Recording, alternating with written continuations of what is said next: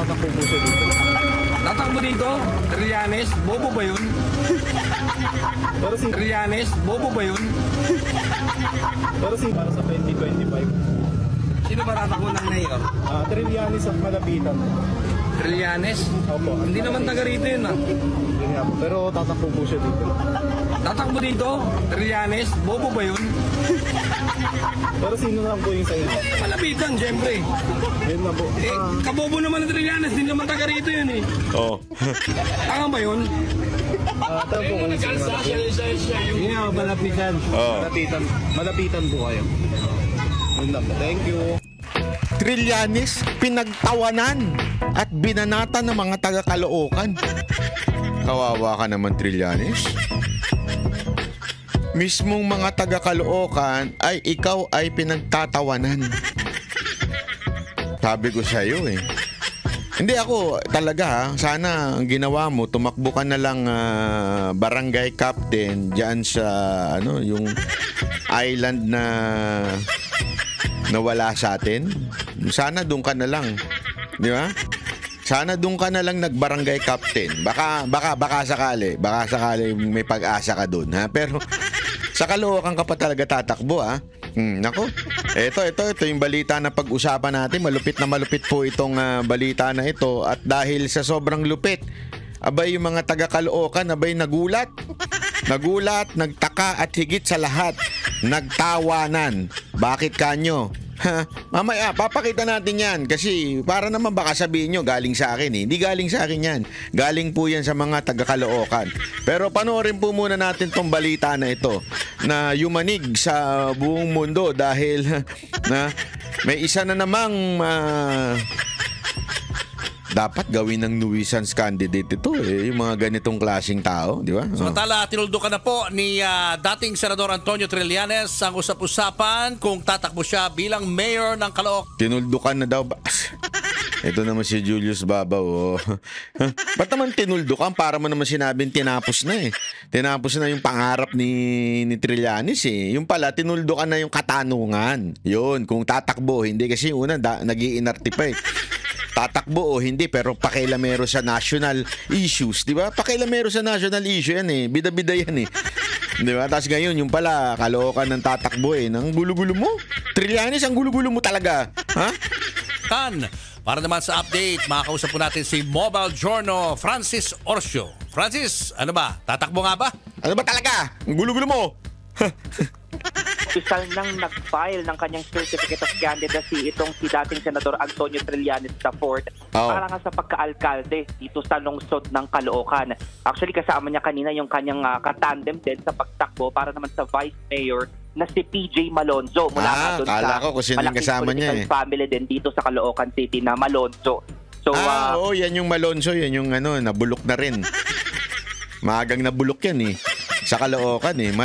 Isang beses lang ata. Hindi ko alam kung ilang beses naging mayor yan dyan. Pero ang bilis siya sinipa sa Caloocan eh. Dito ka nga matatawa eh. Ang laging sinasabi ni Trillanes, bagong politika, bagong mukha naman sa Caloocan. Yan, lagi niya sinasabi, palitan ng mayor para may bagong ang bagong pag-asa, bagong pagbabago sa Caloocan. Pero ang kasama niya, bulok. Ngayon, diyan ka matatawa talaga eh, di ba? Kasama niya, matagal ng sinipa o matagal ng tinanggal. Ibig sabihin kako, yung dating naging mayor, ayaw na ngayon ng mga taga-Caloocan. Di ba? Ibig sabihin, luma na yan. O, di ba? Ibig sabihin, ayaw na sa kanya ng mga taga-Caloocan. Pero, ang hilig niya sabihin, bago. Bago, luma sinama mo. Pabira ka naman, oo. Para kang yung presidente ngayon, bagong Pilipinas. Pero ang lahat ng inilagay sa posisyon, mga luma. Ay kung gusto nyo talaga ng bago, maglagay kayo ng bago. Di ba? Hindi yung puro lumang politiko rin ang kasama ninyo. Bago nga, lumang politiko naman. Paano naging bago yun? Kanina talagang sinelyuhan na at opisyal nang makakalaban niya ang mga malapitan ito sa lungsod ng Caloocan. Yung mga katabi niya, mga nasa likod niya, pretending na mga na mga matitikas. Pero sa totoo lang, mga lang yan. Sa gigilid lang yung mga yan. Sa totoo lang, yung mga feeling matitikas eh. Apo. So itong tatay, si Ray Malonzo, ay hindi tatakbo. Tatakbo din ang kanyang ama bilang district representative din dito sa Caloocan City. So mag-ama rin, tulad din ng Malapitan administration, yung ama ng incumbent mayor ng Caloocan City na si Dale Malapitan, ang kanyang ama na si Oscar Malapitan ay tatakbo for electionist bilang first district representative din sa lungsod ng Caloocan. So talagang mag-amahan yung maglalaban-laban. Marami kasi ang nagulat kung bakit tumakbong alkalde si dating Senador Antonio Trillanes. Ano bang pinag-ugatan nito, Francis? Taga dyan ba sa Caloocan si Trillanes? Siraulo rin eh.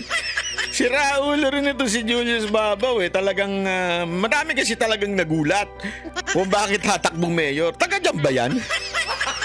Gago! Di ba? Talagang pinagdiinan mo, no? Hindi, kasi alam mo, may punto dito si Julius Babaw. Bakit kanyo? Ang tagal lang napakaingay ni Trillanes, napaka-bunganga niyang balakatak talaga. Talaga nga namang napaka-daldal niyan sa media, pero kahit kailan, hindi naramdaman niyan sa Caloocan. Hindi ho naging senador siya. Pero wala hong nangyari na masasabi nating may impact sa mga taga-Caloocan. Kahit ikaw isang senador, hindi ka naramdaman sa Caloocan. Hindi ka nakita sa Caloocan. Diba? Tapos biglang tatakbo ka ngayong mayor ng Caloocan. Nagets nyo? Kahit nga mismo si Julius Babaw na matagal na ho sa industriya ng telebisyon at ng news. Hindi nga niya, parang sinasabi niya, nagulat ang tao dahil sa biglang pagtakbo nito ni Trillanes. Walang kinalaman eh. Para bagang out of nowhere, porket alam mo hindi ka na mananalong senador. Dahil alam mong talunan ka. Pagka bawat takbo mo sa national, talo ka lagi. So ngayon, hindi, sige, mag-local na lang ako. Try natin. Sa totoo lang, ito ang para sa akin, tama na mali. Bakit tama na mali? Mali para kay Trillanes na tumakbo bilang mayor ng Caloocan dahil siguradong olat siya dyan. Mali para sa kanya yan. Pero para sa atin, tama yan. Bakit? Para mapatunayan natin talaga na wala na ho talaga naniniwala dyan hindi ko na naman masabi pambira. Na wala na po naniniwala ho dyan sa tao na yan. Diyan sa pagsisigaw niya, kahol ng kahol na pagrereklamo. Wala na hong nakikinig diyan sa tao na yan. Yan kaya para sa akin, tama yung pagtakbo mo ng sumampal na sa mukha mo na walang nakikinig sa iyo, walang naniniwala sa iyo. Nakapanayam natin kanina si former Senator Trillanes at talagang taga-Caloocan daw siya sa North Caloocan. Bago pa nga daw ipanganak or mas matagal pa nga daw siya. Sabi niya kanina na nakatira na dito sa Caloocan kung ikukumpara dito kay current or incumbent Mayor Malapitan. Sabi niya taga dito daw siya sa barangay 169 sa Deparo, Caloocan City at talagang dito na daw siya pinanganak at lumaki rin. Alright, thank you so much Mobile Journal Francis.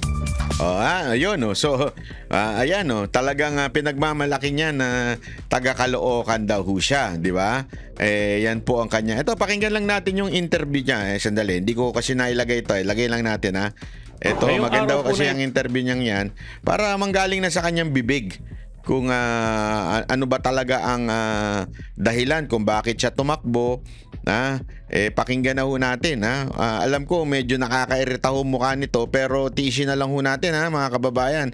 Alam ko medyo hindi kasi para makita ninyo. Papakita ko sa inyo kung anong klaseng politika ang gagawin nito diyan sa Caloocan. Importante ho natin maunawaan. Kasi ngayon pa lang, tingnan nyo na yung ginagawa niya. Tingnan nyo na. Pasok. Ako po ay nag-file ng COC sa pagka-mayor ng Caloocan City.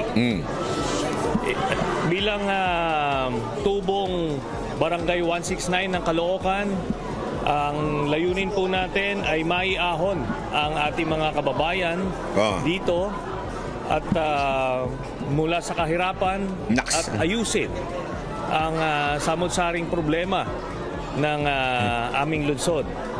Ang tagal mong naging senador. Di ba? Ang tagal mo naging senador.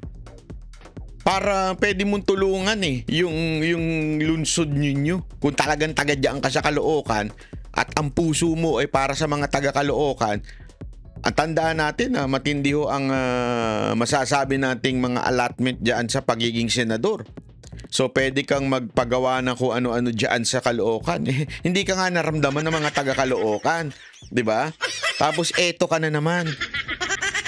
Sasabihin mo para may ahon natin sa kahirapan ng Caloocan. Ba't di mo ginawa noon? Senador ka. Mas matindi yun. Mas maano ka dun. Mas makapangyarihan ka dun. Bakit di mo ginawa noon? Kasi ngayon, tsaka ka mag-iingay. Pambira ka talaga, Trillanes. Oo. So, ito po ay bagong hamon no? Sa aking buhay being a public servant. Pero ito po ay nararapat at napapanahon. So in the coming months will be very intense as we try to dismantle a corrupt political dynasty. Yan, ayan na kagad. Ito na. Ayan na, nagsisimula na kagad siya. Nagsisimula na kagad siya sa kanyang politika, manira ng kalaban. Yan ang style ni Trillanes ever since sa politika. Tumakbong senador, kaya nga dami niya nakaaway eh. 'Di ba? Tumakbong senador, tumakbong vice president, ang kapal din ang mukha nito. Bakit ho kanyo laging ganyan ng kanyang? Wala ho kasi siyang accomplishment na sarili na maaring may pagmalaki. Kaya ang gagawin niya, itotrol na lang niya yung kalaban niya. Ibig sabihin, babanatan na lang niya ng babanatan yung kalaban niya. Sisiraan na lang niya ng sisiraan. Sabi nga nila, di ba? Kasi kung ikaw ay talagang merong masasabi nating nagawang maganda, di ba? Sigurado ko, ang gagawin mo, yung ipagmamalaki mo yung maganda mong nagawa, accomplishment mo sa buhay mo bilang senador, bilang, alam mo yun, wala eh. Kaya ang tendency tuloy, dumihan mo lang ng dumihan yung mga kalaban mo. Yan ang ginawa niya sa mga Duterte. Kanino pa? Kaya lahat na kalaban eh. Di ba? Ang dami. Cayetano, Gordon, sino pa ba mga nakalaban niya? Enrile, di ba? Ang dami niya hong nakalaban, nakaaway. Bakit? Yun kasi ang style niya, manira na manira. Bumanat ng bumanat. Ito ang dapat. Alam mo, palit na lang kayo ni Mark. Models of Manila. Siya ang tumakbo senador, di ba? Ikaw na lang maging vlogger. Kasi yun naman na ugali mo, bumanat ng bumanat eh, di ba? Oh, di ba? Gago! Hindi, totoo lang ha.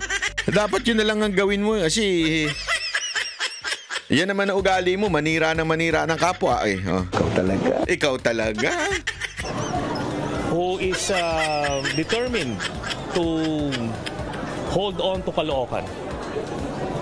Yeah. So magiging mabigat ba? Magiging mabigat para sa inyo yung laban ni incumbent mayor and with you, sir? Opo, lahat ng laban na political ay mabigat kasi sanay na ako dyan. Lagi ako nakikipag-away. Toxic na tao ko eh. Lahat, binabanatan ko eh, naaway ko eh. mo na yung makakalaban mo ay determinado na manatili sa pwesto. Kaya gagawin natin ang lahat para makumbinsi ang mga kababayan natin dito sa Caloocan. Alam mo sir, kung gusto mo makumbinsi yung mga taga Caloocan, sana nagparamdam ka noon pa. Hindi yung ngayon, susulpot ka, tas sisiraan yung mayor dyan. Ang pangit ng politika nito eh. Ang pangit maglaro ng politika nitong maman to. Ito ang pinaka-toxic na politiko sa Pilipinas. Pinaka-toxic talaga to. Kahit saan sa mapunta, para siya makalaban, aawayin niya lahat. Ano ang tawag mo dyan? Hindi, eto. Halimbawa lang, kunwari may jowa ka, meron kang gustong ligawan. Halimbawa, lalaki ka. Lalaki ka ba, sir? Hindi, ako nagtatanong lang. Hindi, kunwari lalaki ka. May karibal ka. Ibig sabihin, meron kang kakumpetensya sa isang babae. Diba? Anong ginagawa mo? Kesa naligawan mo yung babae, ipakita mo sa kanya kung gaano ka kabuti, kung ano ang magiging buhay niya sa'yo, kung paano ka magiging masaya sa piling niya, di ba? Ano ginagawa mo? Sinisira mo yung karibal mo. Ganun na ginagawa mo. Ay, yung karibal kong yan, walang pera yan. Ay, yung karibal kong yan, wala yan, wala.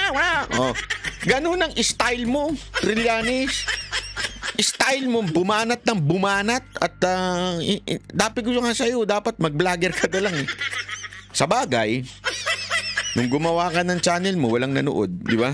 Dahil bulok talaga bulok ang ugali mo Oh, di ba? Yun naman na totoo No. Wala akong naniwala sa kanya. Hindi, gumawa ng vlog yan sa channel niya sa YouTube. Nagmukanta Gago! Hindi, bakit nagmukanta Wala, nilalangaw Oh. Hindi ko sinasabing tae siya. Nagmukanta meaning nilalangaw yung channel niya. Oh, di ba? Grabe ka talaga, Trillanes. So, wala ka talagang silbi sa Pilipinas. 11 years since 2013. Yes, but we have faced much more difficult challenges before. Kung maalala natin, noong 2007, tumakbo ako sa pagkasenador habang nakakulong. So, we hope to reignite that same enthusiasm. Wala na, nabola mo lang, nabudol mo lang yung mga naniwala sa'yo noon. Akala talaga yung patayo-tayo mong ganyan sa Oakwood ba yun? Yung pag ganyan mo na akala mo ikaw talaga yung leader.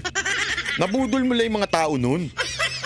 Pero nung binuking ka ni Pangulong Duterte yung pinagagawa nyo sa Oakwood, nung nabuking kayo, wala na, pinandirihan ka na, wala nang naniwala sa'yo noon. Diba? O, kung sino naniwala sa'yo? Yung isang presidenteng meron ding may hewan ko? Excitement dito po sa aming kampanya sa Caloocan. Sir, yesterday binanggit po ni Mayor Malapitan na yung kanyang advantage daw ang ipinadala sa inyo ay yung kanyang long public service sa local. Oh, yan daw. Tingnan nyo yung difference nung banat nila. Sabi ni Mayor Malapitan, ang advantage niya ay yung long record ng service niya sa Caloocan. So, si Mayor Malapitan, he's not talking about yung kalaban niya. Mayor Malapitan, ang sinasabi niya, yung record ko bilang matagal na ako nagserbisyo dito sa Caloocan. Oh. Tingnan mo yung sagot ni Trillanes kung ano Masasabi niya po yan kung actually nag-serve sila.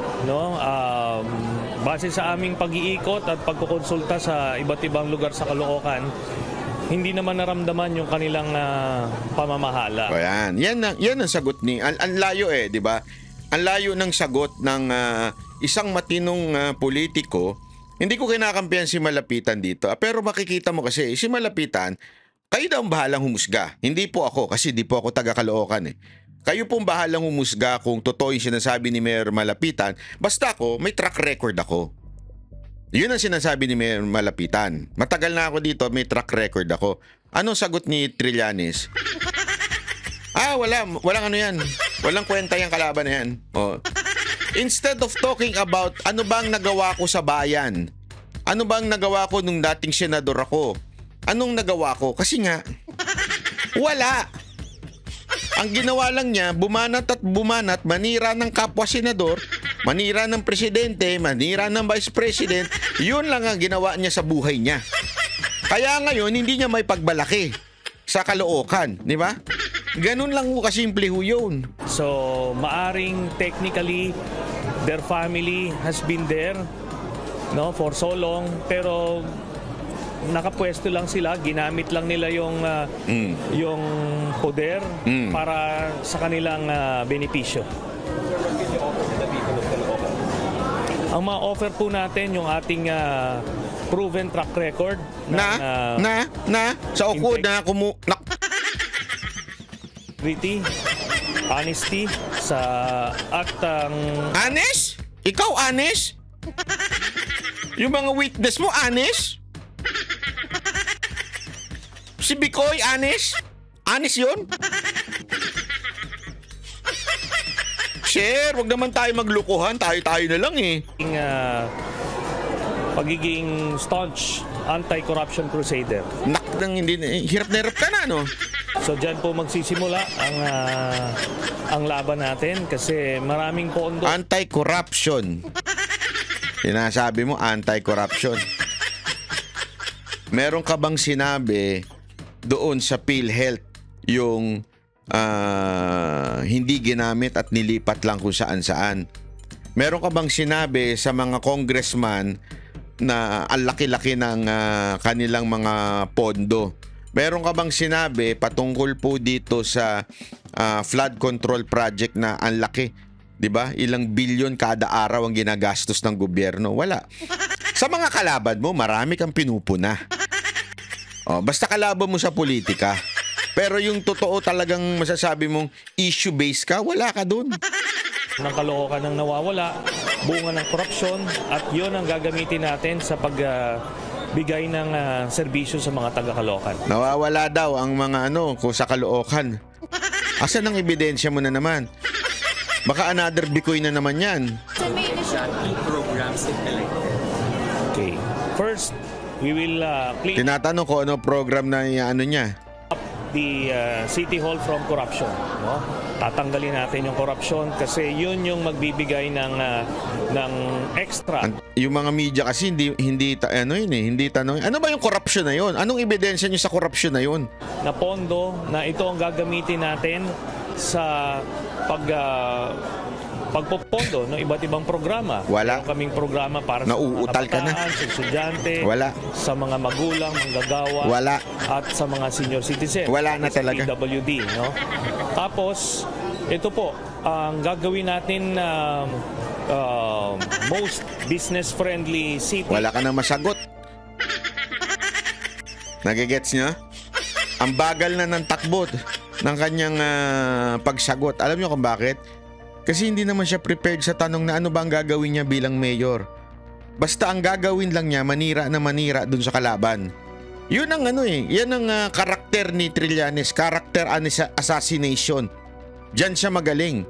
I-assassinate yung karakter ng kalaban. Awayin, labanan, banatan. Hindi niya nga alam kung anong isasagot niya, kung ano bang gagawin mo, anong programa mo kung sakaling maging mayor ka ng Caloocan. Ang Caloocan para ma-magnet namin yung mga gusto magtayo ng negosyo dito, at ito ang lilikha ng trabaho para sa mga taga-Caloocan na yun naman ang magiging solusyon sa kahirapan. Okay? Eto, mga kababayan, baka sabihin nyo, ako lang ang nagsasalita niyan.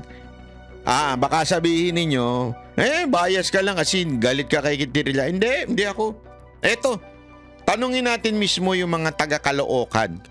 Tingnan ninyo kung papaano pinagtawanan si Trillanes ng mga taga-Caloocan. Pakingge. Sino po yung gusto nyong maging mayor para dito sa Caloocan? Para sa 2025? Malapitan. Tinanong, sinong gusto ninyong maging mayor? Di ba? Si Trillanes siya, tsaka si Malapitan. Sunod. Sino po yung gusto nyong maging mayor para dito sa Caloocan? Para sa 2025? Malapitan. Para sa 2025? Sino ba tatakbo ng mayor? Trillanes at Malapitan. Trillanes? Opo. Hindi naman taga rito yun Pero tatakbo po siya dito. Tatakbo dito? Trillanes? Bobo ba yun?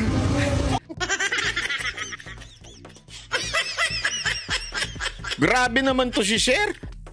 Baka mamaya hanapin ka niyan dyan. Alam mo naman yun. Pikon talo yung Bakit mo naman nasabing bobo ba yun? Grabe to si Sir, Pero sino lang po yung sa inyo? Malapitan, syempre. Yun na po. Kabobo naman ng Trillanes, hindi naman taga rito yun Kita mo na. Mga taga-Caloocan yung nagsasalita na yan, ha? Mga taga-Caloocan yan, ha? Tinanong kung sino iboboto, Trillanes ba o Malapitan? Ano sagot? Bobo ba yun? Bobo ba yun? Bakit? Di naman taga dito yun Gago! Grabe naman si Manong. Ulitin natin ha. Grabe yung sagot nito ni Manong. Medyo kakaiba ka rin, Sir, ha? Sino ba tatakbo ng mayor? Trillanes at Malapitan. Trillanes? Opo. Hindi naman taga rito yun Alam mo, sa mga kakilala kong taga-Caloocan, lalo, shoutout kay Diego Latigo, ang dami nagtatanong nga taga ano ba yan? Taga-Caloocan ba yan si Trillanes? Ewan ko. Ang huling pagkalang ko, taga-Ayungin Sul yan. Hindi ko alam mo talaga saan yan Totoo. Yan ang tanong mga taga-Caloocan. Bakit kanyo? Ang tanong, bakit kanyo ganyan ang tanong ng mga taga Caloocan? Alam niyo kung bakit? Hindi ho kasi siya naramdaman nung siya po ay senador. Kasi dapat maramdaman ka di ba? Kasi alam mo naman tayo, regional tayo Ano ibig sabihin nun?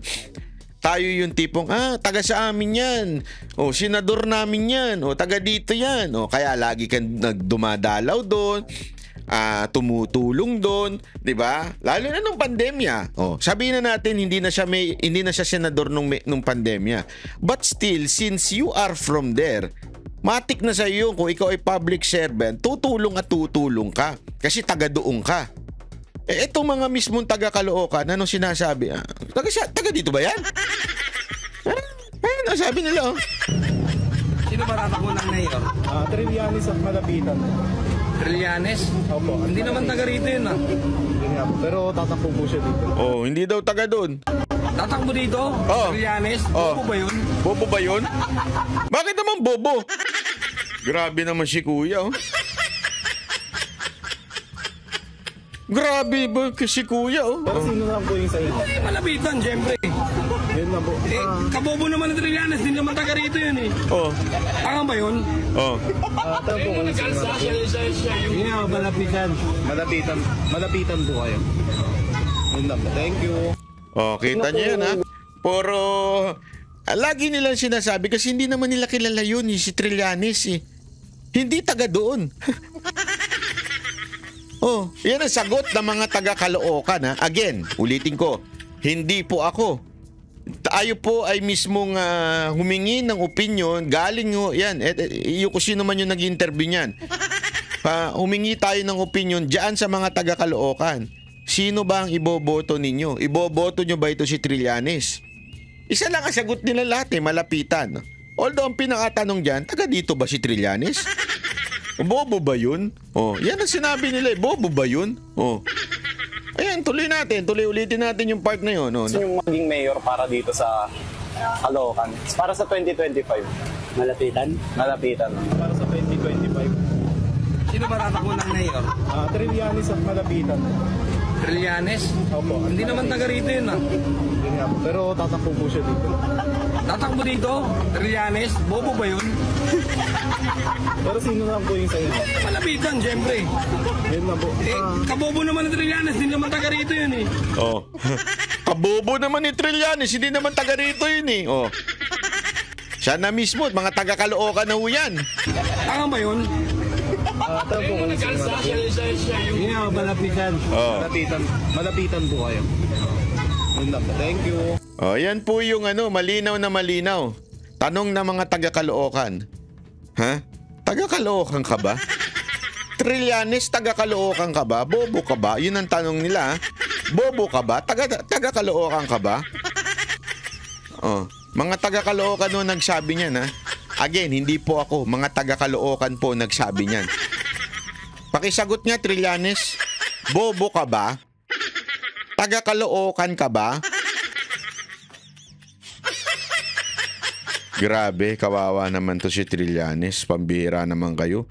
Big kayo naman. Ano naman kayo? Magbigay naman kayo ng kahit konti. Ano naman kayo? Gawin nyo na kahit barangay tanod. Pwede na yun. Huwag nyo naman masyadong ipagtabuyan si Trillanes. Gawin nyo ng barangay tanod yun, mama. Si kawawa naman siya Pambihira. Hindi na nga manalong vice president. Hindi na manalong senador. Diba? Hindi na manalong kung ano man. Lalong-lalo na. Ngayong mayor, di mananalo yan. Gawin nyo naman barangay tanod. Hindi ako hindi ko alam kung ako nakikiusap meron lamang akong pakiusap, Mayor Malapitan. Kung kayo uli ho ay manalo, may isa lamang po akong pabor. Pwede nyo bang gawing barangay tanod si Trillanes? Kawawa naman po kasi siya. Feeling naman niya, matikas siya Feeling naman niya, magaling siya. Ako yung dating sundalong sa Oakwood. Nag-warla sa Oakwood. Diba? Magaling naman ako diba ano yun na lang ako. Gawin mo na lang. Ako, hindi. Gusto mo ganito. Ex-deal na lang tayo.